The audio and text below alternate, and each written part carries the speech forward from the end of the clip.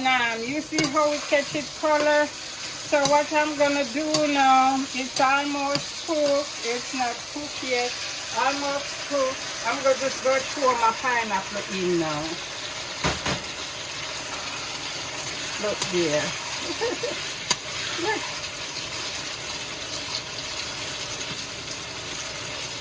So I'm gonna lower down my stove.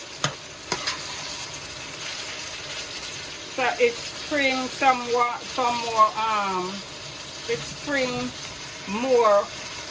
It's spread its own water. When I lower down my stove, I'm not gonna put no water on it.